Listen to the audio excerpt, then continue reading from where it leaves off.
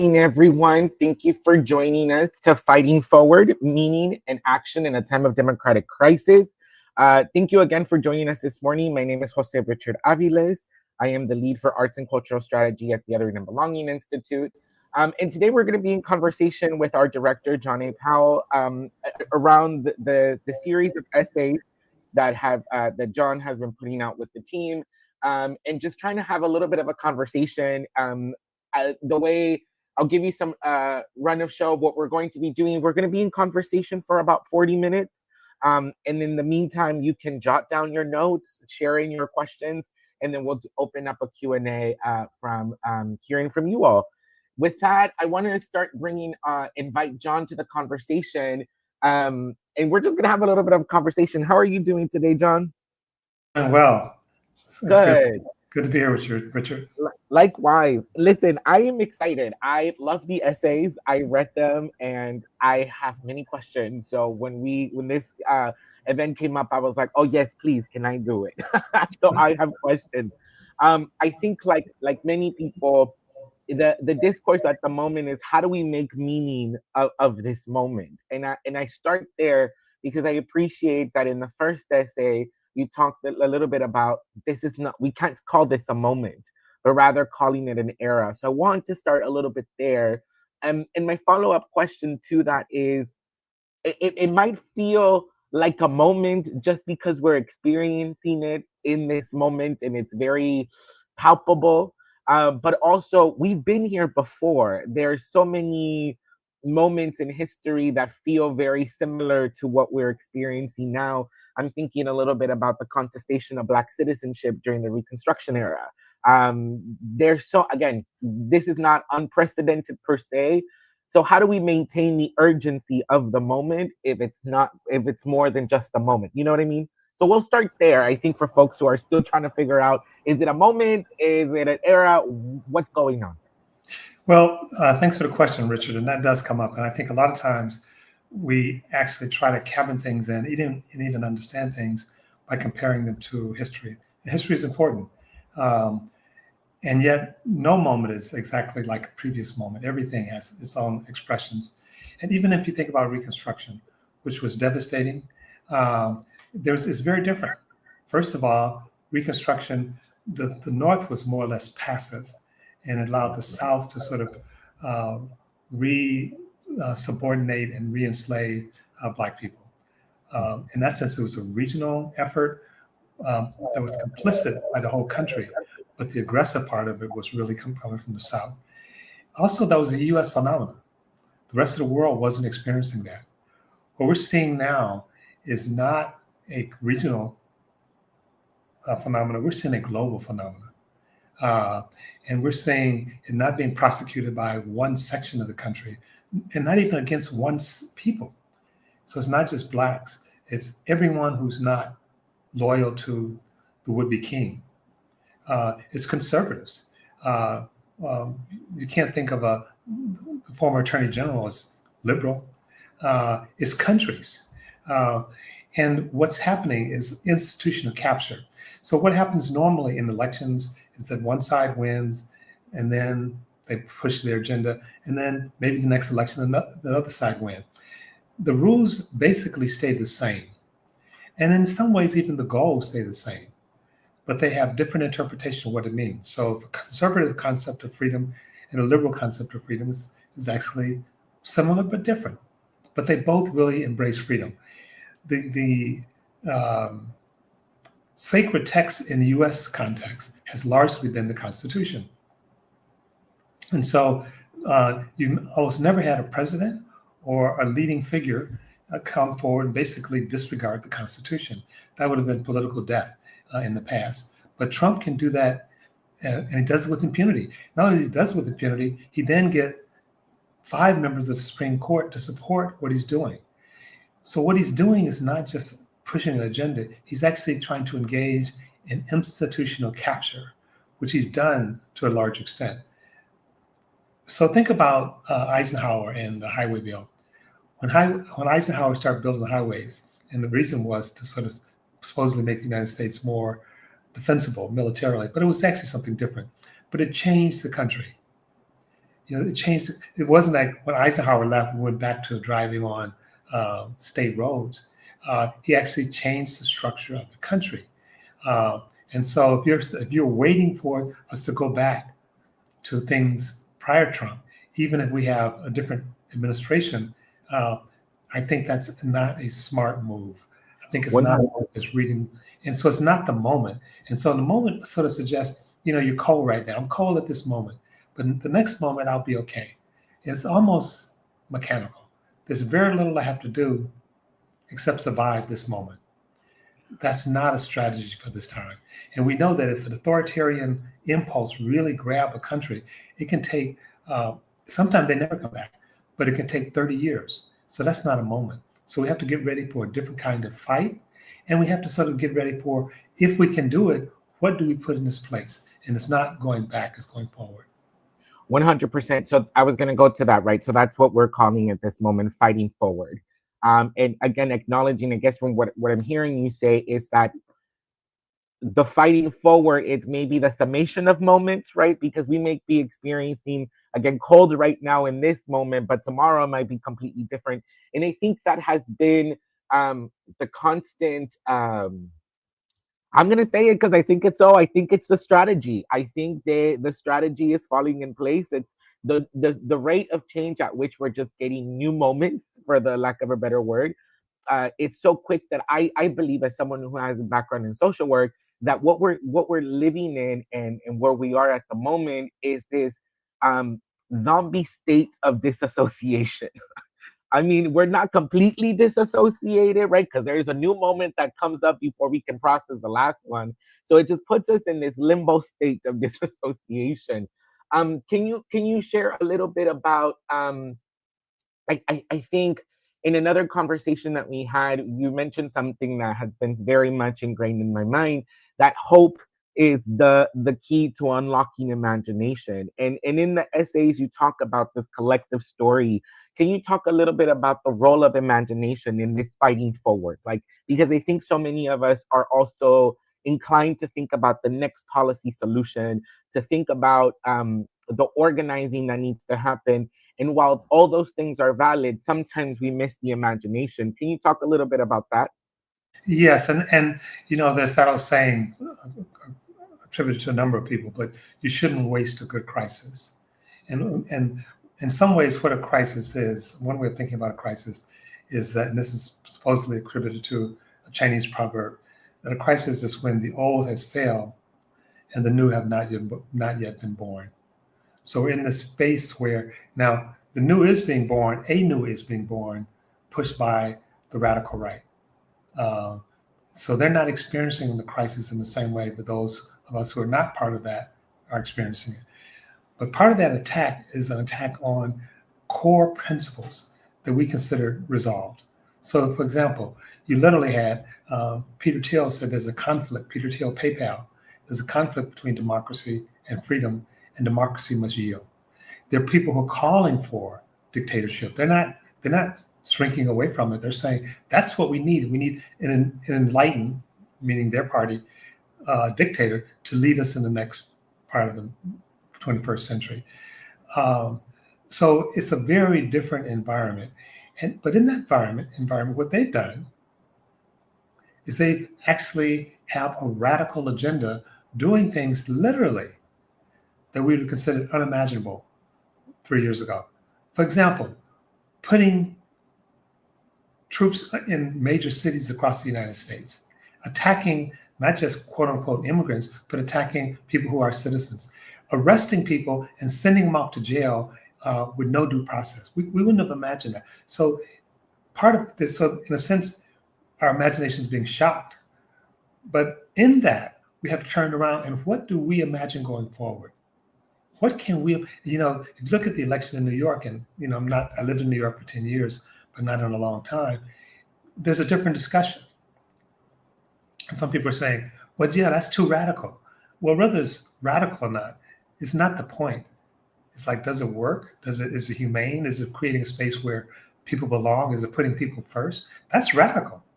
Uh, and that kind of radical thought we need to engage in. So part of the thing that when people get frozen if in a way. Trauma freezes people. It also freezes imagination. People can't imagine. I mean, going back 2016, 2015, a lot of people couldn't imagine Trump being president. In some ways, Trump could not imagine Trump being president. Uh, so in 2008, right, a lot of people could not have imagined Barack being president. Um, um, and people had all these stories, right? It's like, oh, the country's not ready for a black president. Um, and part of our imagination is not just reading what's going on, it's actually calling things into being. You can't call things into being if you can't imagine them. And so part of it is opening up, and all of it won't be right. You know, we won't get it 100% right. We have to do some experimentation. We have to think about it, but it should be grounded in our deepest values. So, for example, it's the value of love, the value of caring for each other, the value of saying that from the Institute that everyone belongs without exception. Everyone belongs. Everyone matters. That's a radical thing. It's been said by a number of people. It was said by Gandhi. It was said by Jesus. Uh, so and it's had and they're saying it. And I like to remind people that Gandhi, through nonviolent action, was fighting the most powerful empire in the world history. Mm-hmm. He wasn't a radical from Berkeley. He wasn't, he was imagining something, again, that most people could not imagine. You can't beat the British Empire. That empire stretches across the whole world. And yet he took it on and he made substantial progress. He didn't get as far as he wanted to, but he made substantial progress. But the first thing was being grounded, and the second was having an imagination. 100%. I think in the leading the radical imagination research for the Institute, I think right away it feels like the point of the research is to protect and preserve our right to imagine. That's what it's starting to feel like, that it's very necessary thing to do. And I mean, I come from organizing, so part of me is like, why am I not out on the streets? Let's go out there and do the thing. And having to remind myself again, it's not the moment that I'm responding to, but it's this long-term vision that I think that the framing of radical imagination allows for. Now, the question then becomes, and I'm pretty sure our audience members are asking these questions, we've seen them come in through folks who have been responding to the essays, and that's the how. Particularly in moments and times where, how do we bridge with those that we disagree with and still stand firm in our values and principles to fight forward in real time? Well, in some ways, that is the question of the day, but it's also, once you think of it, somewhat obvious. So what are our principles and values? If our principle and values is that we respect life, not just human life, we respect the life of the earth, we respect the life of other animals on the planet, then how do we live that through? In a sense, you can turn the question around.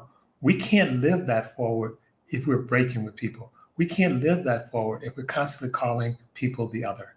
And again, part of the thing in terms of how to imagine, because it's not just imagining in my own house by myself. It's like public imagination, if you will.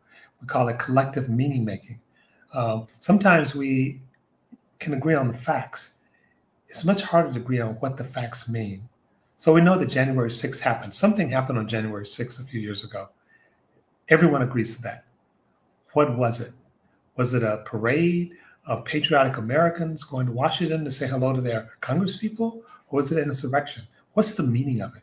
And we still haven't settled that, right? So part of imagining is not just for yourself, it's also digging into something that resonates deeply with people, waking up something that resonate deeply in people. And so, again, and I cite this deliberately, the worst war in US history in terms of casualties was the Civil War. I think by some accounts, it's actually more casualties in the Civil War than all the other wars combined. Gettysburg, which all of us heard of, 51,000 people died at Gettysburg. 51,000 people, when the country was, about the third of the size it is now. So in today's term, that's like 150,000 people dying in that one battle. Still, I think, one of the worst battles in U.S. history. Lincoln comes down to Gettysburg. What does he say? He doesn't say, "We're winning, Union, press on." he gives what we would call a fundamentally bridging speech. And not just one speech, but many speeches. He talks about having malice toward none. He is the head of the Union Army. He is the president of the United States. But he's in the middle of the worst war that this country has ever seen. And he bridges. He tries to bridge over and over and over and over again. So part of it is to look at those expressions of it. The Reverend Dr. King, when he's just starting out, someone bombed his house. If he'd gotten home 5 minutes earlier, he, his wife, and his kids would have been killed. 5,000 people showed up. And it's like, what do we do? Dr. King, what do we do?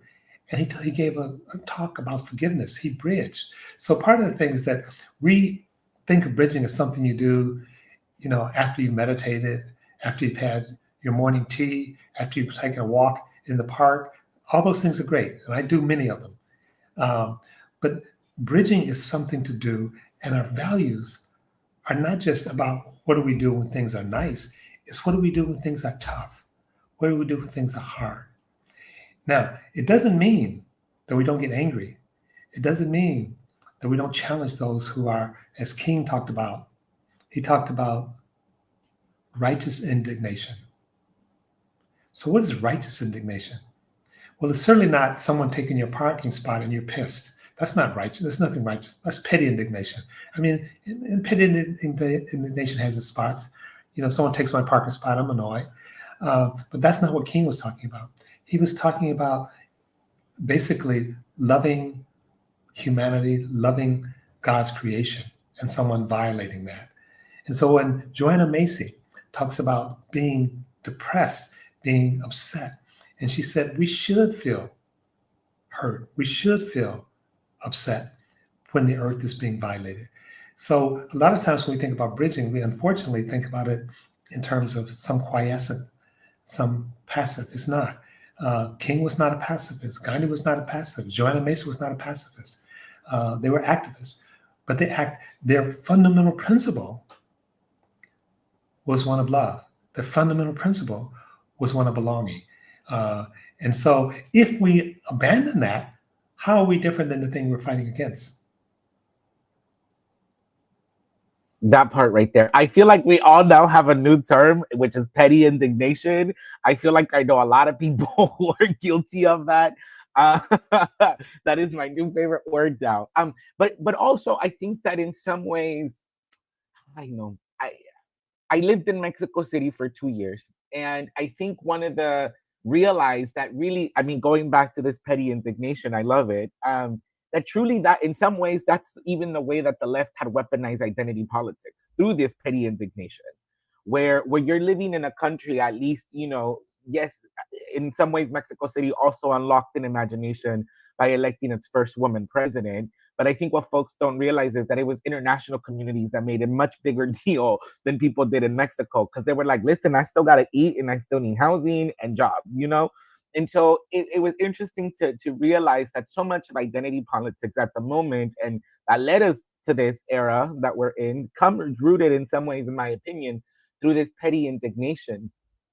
I'm curious to think about, from what I'm hearing you say, it's that bridging has to happen at multiple scales, right? At the personal level, at the interpersonal, and the hope, and I think truly the mission of the Institute is, how do we do bridging at the institutional level, right? How do we talk about belonging without othering at a global scale?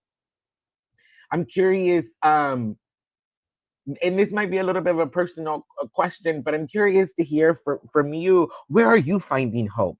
In one of our SF MoMA panels that we did on Radical Imagination, one of the panelists, as we were talking about Afrofuturism, talked a little bit about just being mindful of how much we lean into the future and this fighting, like the long distant future, because it's so unforeseen that we can disassociate from potential echoes of future in the present. And so I'm curious to hear from you, where are you leaning in? Where are you finding some of those echoes of potential futures that you're like, okay, this is what bridging and belonging can do? So great question, Richard. So a couple of things. I sometimes say hope is nostalgia for the future. you know. And people who know me well also know that I really don't organize around hope, but neither do I organize around despair. Uh, and one of the things we say about belonging is about co-creation. So it's not simply what we wish for; it's what we do, um, and we engage, and we have to engage. I think without knowing how things will turn out. We don't know if the world we are calling for will come into being. What we do know is if the far right have their way, they will create a world that's unlivable. Uh, and so I think, I've often said when people ask, what's the most important? Is it the destination or is it the journey? And my response oftentimes is, it's the company you keep. Uh, and so I feel like I get to keep pretty good company at the Institute and my neighborhood and my friends. There's love in my life. Uh, and so there's love in my family growing up. Uh, during COVID, people would say, how do you keep your spirits up? I said, I live in a garden. I live in the Berkeley Hills. I walk around, and yes, and check the box for all of the at risk. I'm older, I'm Black, I'm a man. It's like I suppose I've been dead 10 years ago. And yet I get to watch hummingbirds. In some ways, that's a gift. And, one of the things I think I got from my parents, I had these wonderful parents. They were sharecroppers. They didn't have much in terms of money, but they had an abundance in terms of love. And so engaging life and appreciating life is not having everything you want, it's wanting what you have. It's appreciation. Uh, and what I feel like I got from my parents was the ability to appreciate. Now I do have, no, not to mince words, I have more than enough, but I appreciate what I have. I appreciate my friends. I appreciate, being at Berkeley. I appreciate this live stream. I appreciate the people who are grappling with these questions. And I feel in the real superpower for, I sometimes say humans, but it's not humans, is sapiens, Homo sapiens. And this is actually Harari, who wrote a book called Sapiens. And he talks about why sapiens, Homo sapiens, not Neanderthals, became sort of the dominant, not in a negative way, but the most prolific group on the planet. And he said it was a few things that drove that. One was, and you'll love this, Richard, imagination. That sapiens developed the capacity to imagine things that weren't there. And that actually created a break from the biological determinism. We could imagine things. I remember getting a discussion with my dad. It's like, we're not going to the moon. If God wanted people on the moon, he'd put them on the moon. So God wanted people in planes. I mean, the thing is, we can imagine things and then call them into being. But also, the other thing he said was stories. We use this imagination to tell stories about things that were unseen and unexpected. And part of those two things came together to create collaboration. So the secret power, there's a debate among some historians, and sometimes the debate is a little bit, whatever, I'll just leave it, let the people decide. But they said the pyramids could not have been built by the Egyptians. That's one position. Why not? It's way too complicated. It's way too sophisticated. They didn't have the kind of machinery and technology we have today. There's no way they could have built these complicated structures. The other position is they definitely built by the positions, but how did they do it? Cooperation. And so when we cooperate, we can actually do incredible things. So this is part of bridging and belonging. How do we actually create this larger and larger we? How do we make everyone's voice a voice that counts? 100%. I think about again, going back to Mexico City. I remember driving to Puebla, which is maybe an hour and a half away from Mexico City, and seeing the volcanoes and being like, how do you not see this? Trying to like sort of astro project into that moment of where ancestors were out there roaming and just living in Mexico, and I was like, how do you not see this and not call this God? Like, how do you not imagine it to be what it is? And I think to your point, when you think about something like the pyramids, I mean, we could argue that in some ways the imagination was untethered, or the maximum potential of imagination could have been at its peak. I think so far now I get into a lot of trying to find the things that ground me and the reality check of things, because I think about the codependency sometimes on technology, and I'm like, okay, I appreciate the efficiency certain here, but at some point efficiency is tethering my ability to be a problem solver, to be a spatial navigation. These are all things that we have internally have. Um, you started talking about the collective story in the second essay you write. At the core, we're fighting for a collective story about who we believe we are and who we want to become, and we must co-author it together. How do we collectively make meaning of our stories when we can't agree on the fact that shapes the stories in themselves? How do we together agree on what we want to become when we are so divided in what we should be? Well, That's a when big question. I was on the board of a group called More in Common. So we always have more in common than we acknowledge. And you said earlier, Richard, about these different levels: interpersonal. You could think of internal, interpersonal, institutional, structural. We have to work at all levels, and we have to make sure there's right alignment between the levels. Uh, so it's not enough to love humanity and hate your neighbor. Uh, so sometimes we can do large acts, but we also are called upon to do small acts. How are we treating people as we come in contact with them face to face? The reality is, many people we won't come in contact face to face because of the way we segregate ourselves, the way we build houses, the way we build communities, the way we build schools. So we have these institutional factors that make it hard for people to come together. But there are always cracks in it. Institutions are never as impervious as they appear. And part of it is finding that. And in a sense, that's one of the things that Trump has done. He's actually taken some of those cracks and turns them into huge gulfs. So part of it is just really saying and standing for what we really believe. Now, the point that you made earlier, again, which I tried to speak to, is that it doesn't mean that we necessarily can win. There's a line out of an old James Brown song, and the gist of it is someone saying, basically, how do we win? And he basically says, he don't know if he can win, but the response says, I refuse to lose. I refuse to lose. And if we can hold on to each other's humanity, we're in a pretty good space. If we can't do that, we've already lost. And so it's not simply how do we do what we do, that becomes important, but it's also how do we be who we need to be. There's a reason we're called human beings and not human doings. So we have to be willing to stand for something. That old saying that if you don't stand for something, you'll go for anything. And one of the things I think, from my perspective, we always have to be open to learn and grow. But I think we have a good foundation at the Institute, that everyone belongs. And it's not just something that's at the Institute, it's actually in many of our expressions as a country. And we oftentimes, when we see those expressions, we say they're hypocritical, right? So Jefferson helped pen the Declaration of Independence. And he penned that all men are created. We hold these truths to be self-evident, we don't have to prove it. We don't have to have a scientist come and sort of study it. We hold it to be self-evident that all men are created equal. Say, wait a minute. First of all, what about women? And secondly, what about the 600 people that you have enslaved? Okay, so you can just dismiss that, but some historians have said that statement is the most significant statement in US history. It gives us something to organize around. It gives us something to reach for.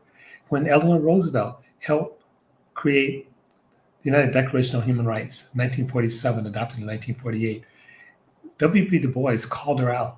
He said, this is just symbolic. Africa is still colonized. Women can't vote around the world. Lynching is happening all over the United States. What do you mean that all people have dignity and respect, everybody? He said, this is just symbolic. And I've said many times that I learned a lot from Dr. Du Bois. He's one of the most brilliant people to walk the planet. But on this, he was right and he was wrong. He was right that it was symbolic. He was wrong that it was just. Symbols properly engaged, it's actually quite powerful. It's quite powerful. So when you asked earlier about how to, I'd say, first of all, we need to do stuff together. We need to have each other's back and front. No one is, everybody needs a body. Everybody needs a body. So how do we come together? And this is hard for Americans because we tend to be such individualistic.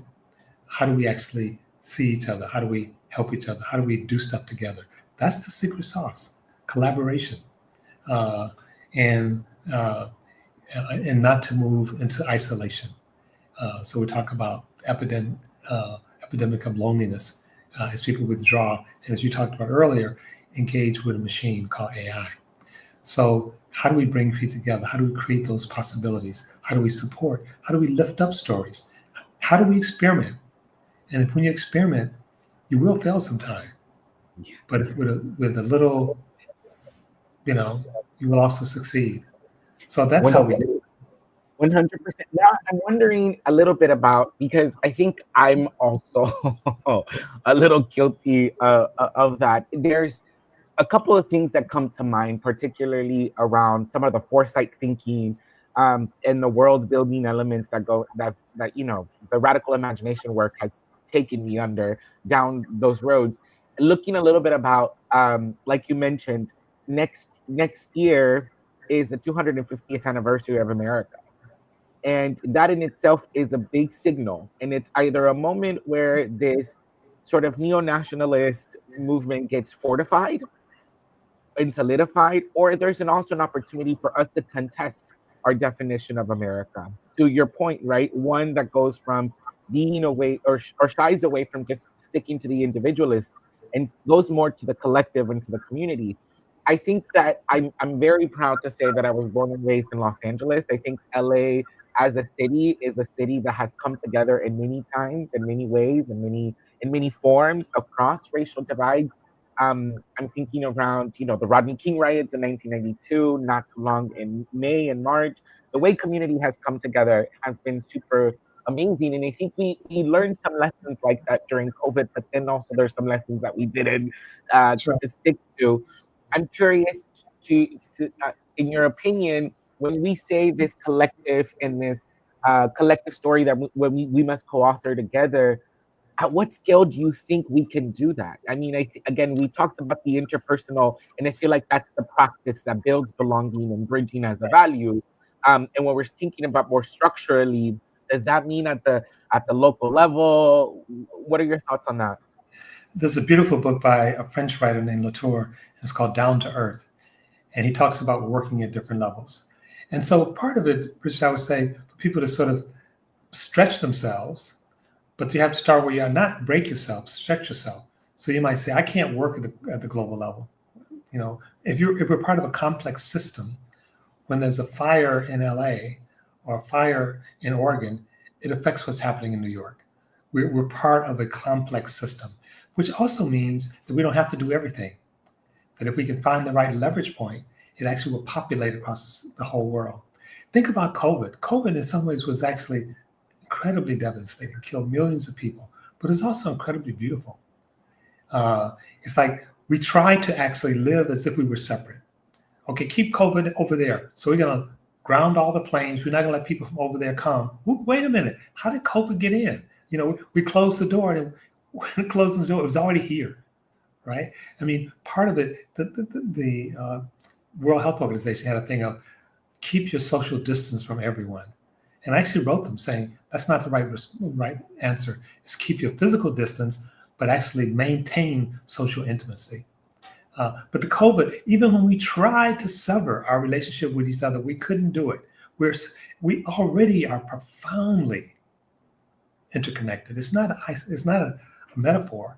We're literally born attached to another human being. We don't honor that. We don't acknowledge it. So part of it is honoring it and acknowledging it. And we have many examples from indigenous people. We have many examples from the EU. Think about it. The EU is 30 plus countries that have decided to consciously link their faith and their money, right? So these are not just hippies in Europe. And they don't do it. It's not perfect, but you can travel there in a way that you can't in the United States. So you mentioned our 250 years. Think about this imagination. Nation states are only about 400 or 500 years old. Somebody had an idea of creating a nation state. Now we think it's inevitable. It's not. What's next? How can we think about it? Some people thought the UN was bad because it ripped. Anyway, my point is that whatever it is, Roberto Hunger talks about false necessities. It doesn't have to be. We get a say. We get a vote. We get the voice. So can we imagine? And can we practice the things we're imagining? And Richard, you said sometimes you're guilty of things. Part of the thing is that we have to accept that life is messy, that we're messy. We're not, you know, in a sense, I'm not interested in angels. I'm not interested in people who are perfect.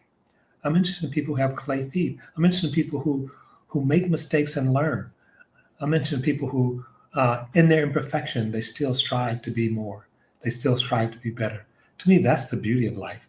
It's not, you know, again, sort of some stasis where we don't need to change, we don't need to learn, we don't need to grow. So reaching to bridge or reaching to belong is not an end point. It's a process. It's a regulative ideal. It's like the concept of love. It's like the concept of equality. Last thing on this. My father was a Christian minister. And I know there are many other religions that I don't mean to make light of them or skip them over, but I grew up in a Christian home. What does Christian mean? You say the scale. There are 2.5 billion people in the planet who call themselves Christian. There are only 8 billion people on the whole planet. 2.5 call themselves Christian. 2 billion call themselves Muslim. So what scale are we talking about? 2.5 billion people. So what does the word Christian mean? The word Christian means Christ-like. So of those 2.5 billion, which are really like Christ? And most people would say, well, you know, I'm not perfect. I'm still sinning. I still get.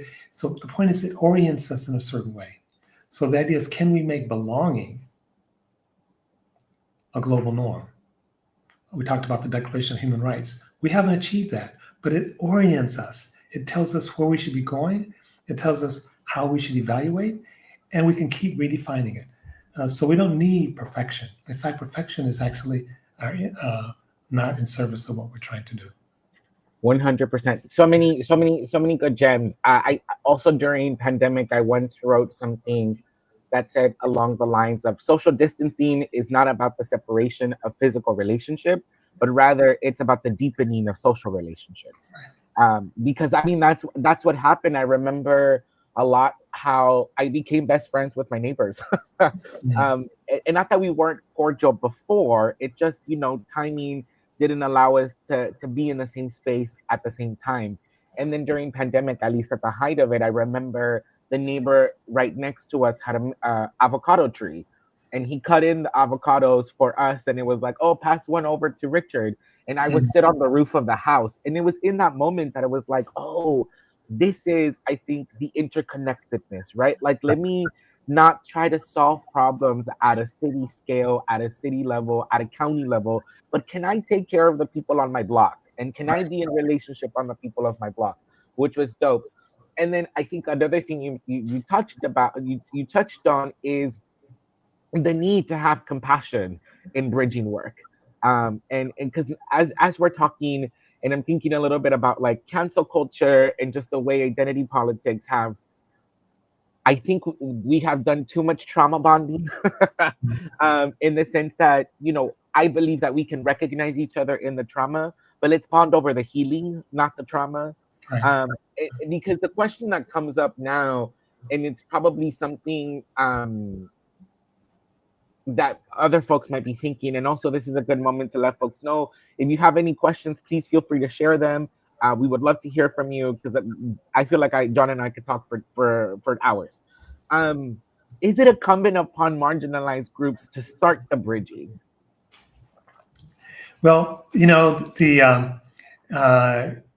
in many ways, you have a power differential, and so how you can extend, in some ways, reflect in terms of your power. So, for example, you said you could engage with your neighbor, but you couldn't fix the city. Well, someone can fix a city, and that's usually people with power.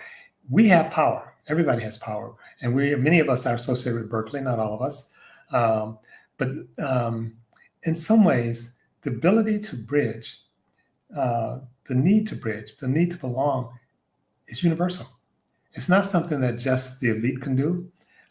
When you look at giving, people find that people who are low income are more likely to give than people who are rich. You know, but they don't have much to give, but they do have a lot to give. They may not have money. So I would say you never demand that someone bridge, right? People have to come to that themselves. People have to understand, because there's some risk involved. There's some challenges. But the risk of not bridging is much worse. The consequence of not bridging is much worse than even bridging with those challenges. So we're not saying low marginalized people. So first of all, people exist in many different spaces, right? It's like, so am I marginalized or not? Depends on which space you're talking about. I teach at Berkeley. That doesn't sound very marginal. But when I get stopped by the police, the fact that I teach at Berkeley is largely irrelevant. So people move in different spaces, and not to get stuck in a single story, not to get stuck in a single situatedness. My sister, who's since retired, I have 5 sisters. She was a teacher in Detroit, and she taught kids from low-income homes. And she said she would go into a home, and the family would say, would you like some water? And she said, yes. And then they'd pick up a glass, and she would notice a roach running out of the glass. And then they pour water in the glass, and she said she would drink it. And she said she did that because people need to feel like they can contribute. She didn't want that water that had been, filtered by roaches, right? I had an experience a couple of years ago. I'm walking down the streets in Berkeley, and I see 3 older guys about my age, who are panhandling, I assume, maybe homeless. And they say, "You got anything?" And I said, "Well, I've been having a rough day myself." You know what they did? They took their cup and they said, "Well, we don't have much in here, but we can share it with you." Of course, I gave them money. But the point is that they didn't have to do that. But the research shows that low-income people who are marginalized, are not devoid of bridging, are not devoid of giving. Now, should we demand that they give more? Should we demand they bridge more? No, we should not demand that of anyone. But they should be given that opportunity. They should be given, and then to be supported when they do it. No, I thank you for sharing that story, and I love it. In Spanish, there's a dicho, a saying that says "Donde come uno, comen dos," which means where one can eat, two can eat. And I think to your point, it's that ability to just find and be resourceful. Something I think we have considered to be a quality rooted in oppression. I think we could reframe it as a quality rooted in care and in collective abundance. Do have some questions coming in from the audience, so I'm going to ask some of these questions. We have a question from Kristen Pratt. They say, "Thank you for fighting forward to build a larger we. Wondering if the speakers might address bridging in the tangible of organizing in rural America, where equality remains elusive." Thanks for the question. We have a project called the Long Bridging Project, where we actually work with people across different communities that don't normally come together. And bridging is something that you can learn. And I oftentimes say, don't start with the most difficult. Start with something that stretches you, but that's still doable. But yes, I think, and you don't have to create 20 preconditions before you bridge. It's not, and if we do that, we're not going to bridge, right? It's like, first we have to have equality, then we have to get rid of capitalism, then we have to get rid of sexism, then we have to, it's like, if we do all that, our work is done. There's nothing to bridge. So bridging is, in a sense, called into being because we have these divisions. That's the very reason that we need to bridge. Many of these divisions shouldn't be there. You're right, implicit in the question, but they are. And so sometimes there are conditions that you need to put in place. So for me, one of the guardrails I put is no violence. People say, come talk to this group. There's a right-wing group, maybe even a white nationalist group. Would you talk to them? I said, I will not talk to any group if they will not agree that we won't have violence at the meeting. 98% of the group say, okay, but 2% say, you can't tell us what to do. I said, fine, I'm not coming. So we all have so what are your conditions? But don't have the conditions be so heavy or so long that you're actually forever postponing the engagement. 100. I love that. I feel like what I got from it, it's like, look, bridging is messy. Just jump into the mess, of course, while having your boundaries and setting up. Funny enough, I, that's what I call. I don't think I've ever told you this, John, but I call it belonging with boundaries. Mm-hmm. Just because I appreciate, at least in from my mental health background, and looking at boundaries not as limitations, but Mm-hmm. rather as invitations. So if I say 1, 2, and 3 are off the table, doesn't mean that 4 through infinity are off the table. So you are invited to learn something, or yeah, you're invited to navigate the boundary and still find a way to belong through that. Yeah, so that's, I think, what I heard you say. I'm gonna move on to another question we have from Joy Blake. They say, how do we start the conversation of bridging and belonging with those we may be feeling disconnected from and othered by, especially in our family and friend relationships? I think you want to jump into a little bit more, answer that one. Sure. Two things. As I said, I talk about short bridges and long bridges. And short bridges bridge with someone who you share culture, language, maybe religion, maybe family. You have a lot to draw on. So those are a little easier.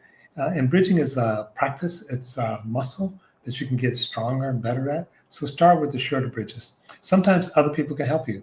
My mom was a savant at bridging. I didn't have that word when I was growing up, but I realized in retrospect, she was constantly pulling the family together. I'm 6 of 9 children, and we had a lot of fights.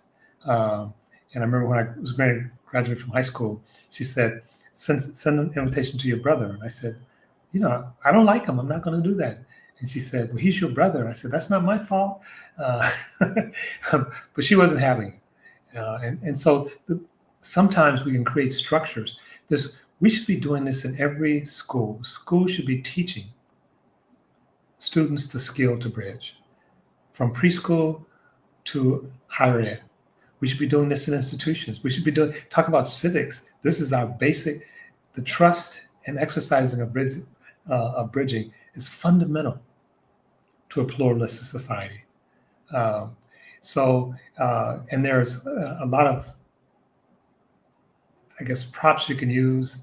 Hopefully we'll have some citations to some of our work. Greater Good Science Center does great work on bridging. There are literally hundreds of groups now around the country that helps. So reach out if we can help you set up something. We're to the capacity that we can, we'd like to help. But it's something that's catching on that people are sort of talking about, both bridging and belonging. And it's not a technique. It's not like checking the boxes. The heart of bridging is empathetic listening. The heart of bridging is the heart. Bridging is connecting at the heart level, not just at the mind level.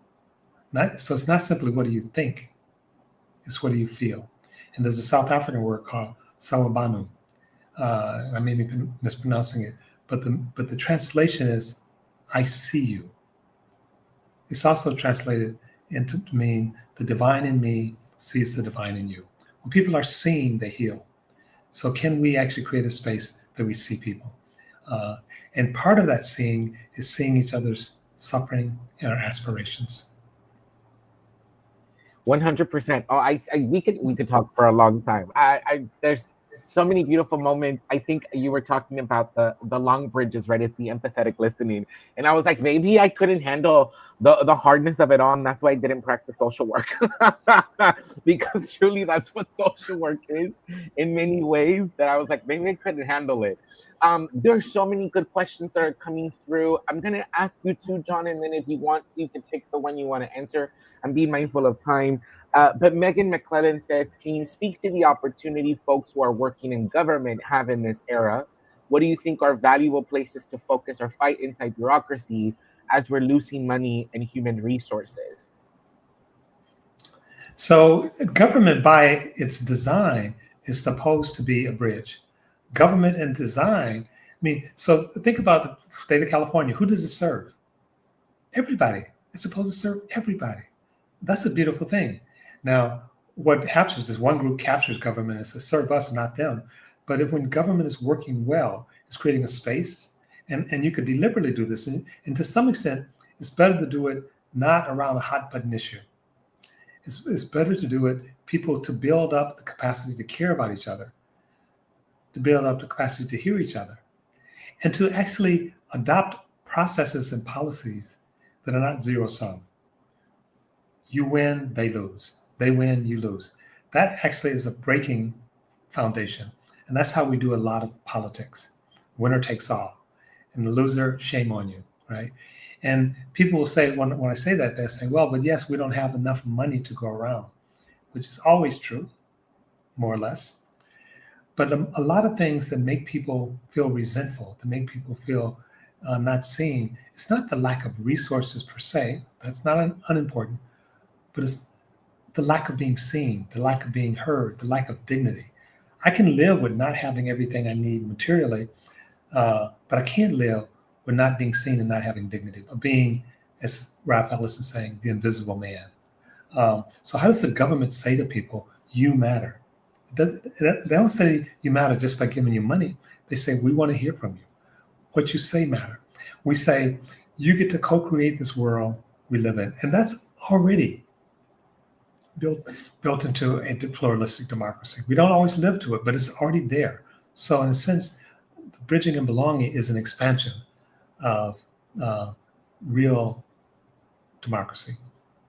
100%. And I think, if I may, just a little shameless plug in here, but I think we explored some of those questions, or that question, in our Reimagining Urban Planning series, because urban planners, we should be operating as bridges.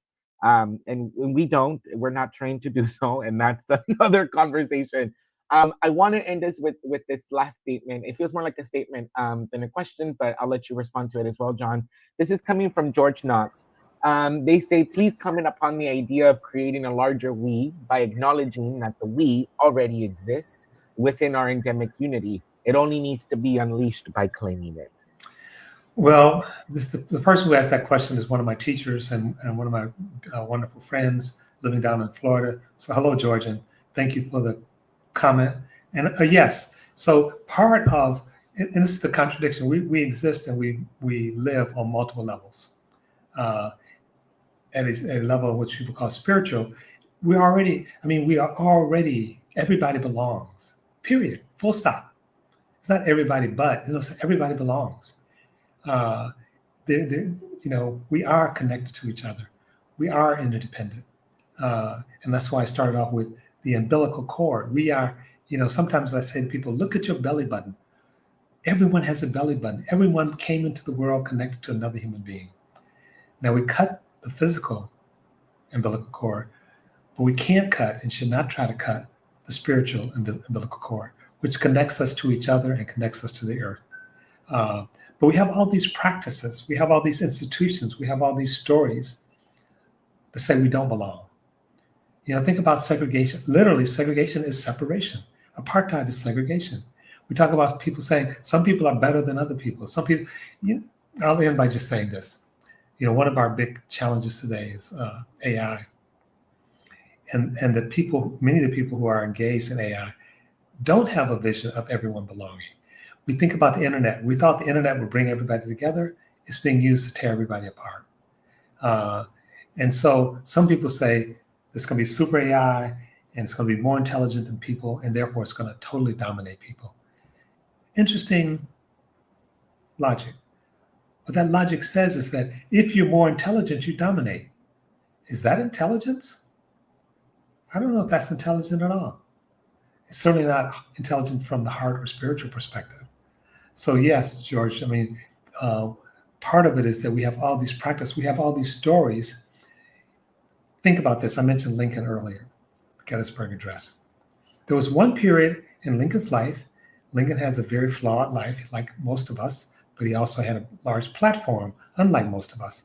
There was one point that even as he talked about emancipating the enslaved people, he couldn't imagine Black people continuing to live in the United States. It's like, well, we can stop enslaving them, but they got to go. Because I mean, how could we have a country that's both black and white? To your point, Richard, his imagination, and he was brilliant. He couldn't imagine that, right? So in that sense, it's like he couldn't imagine a we that was both black and white and brown and yellow and queer and straight. And that's in a sense where we are with Mega. It's that they can't imagine a world where there are trans people being president. They can't imagine a world. There's a dark web going on. If you look at the Washington Post, where literally from the Washington Post saying a number of chats in these groups are actually talking about genocide, talking about gas chambers. It's like and these people are in power now. So it's not just imagination; it's how they actually actualize in the world. So when they do that, it doesn't feel like. How am I just saying this? A lot of times people would say segregation makes sense because people want to be with their own. The funny thing about that statement is that we assume who our own is. Who's my own? Are you talking about other Black people? Are you talking about people from Detroit? Are you talking about aging, bald-head Black man who's 6'3"? I mean, who's my own? Are you talking about people who are at Berkeley? There's no natural own. There's no natural other. We construct those. We tell stories about those. And we need better stories. We need better practices. We need to start building porches back in the front, which bring people together, instead of in the back, which keep people apart. We need to think about zoning in a different way. So you don't have a place where you can just build $500 or $1 million houses, but where everyone has a chance to live and participate and get to know each other. Thank you so much for that response, John. Well, it feels like we're coming to the end of this conversation. I want to share with you all a couple of things that are happening as well. I want to share an example of fighting forward. We've been hearing from folks as well as the essays have been coming out. We're going to start sharing a little bit more of the information where you can find the other essays. There's about 3 more coming out in the next couple of weeks. Barosi in Savannah writes to us, I believe I was born to be a bridger or connector of people. It just has been a lifetime passion in my life's work. Currently, I'm working alongside a group of community folks fighting forward against the demolition of a local 80-year-old public housing project. Many families stand to be homeless in the face of the actions of the city. We are determined to continue with people power, attorneys, and immediate campaign to resist by any peaceful means necessary. I appreciated the little plug-in of peaceful means necessary. What I'm hearing you say, John, in this sort of last couple of thoughts is that one, and you say this in the first essay, where yes, the current administration may have infiltrated all 3 branches of government, but they forgot a 4th branch, which is we the people. And I really appreciated that. And this notion that we can organize and I mean, excuse my language, but I'm gonna say it, and shut shit down when it needs to be shut down. And also, in tandem to the organizing, we need the visioning and the imagination so we don't repeat the same cycle, right? Where we really are pushing beyond what we've been taught that is possible, what we've been taught that we can imagine. So I'm grateful to hear that it's a yes and approach. It does not mean that fighting forward or bridging can't live and cannot coexist in the way that we organize moving forward. And like you said, one of the things I say oftentimes is that we need to be hard on structures. These structures should be forced to do the work we need them to do to support bridging and belonging, but soft on people. Instead, we're often hard on people and soft on structures. And belonging is for everyone, not just for the people on our side, not just for liberals, not just for people of color, not just for Americans, not just for rich people. It's for everyone. That's the reality that we have to reach for and turn that into a global norm. And I'm really glad that so many of you are joining in this movement. Yes, I'm super excited. We have had a great turnout, and continuing, we want to keep hearing from you. If there are any networks, coalitions, or pro-democracy efforts you are a part of, what are some of the collective stories that are inspiring you? And in your community, what does fighting forward look like? please feel free to write at us at belonging@berkeley.edu, and we may be publishing your answer in an upcoming letter.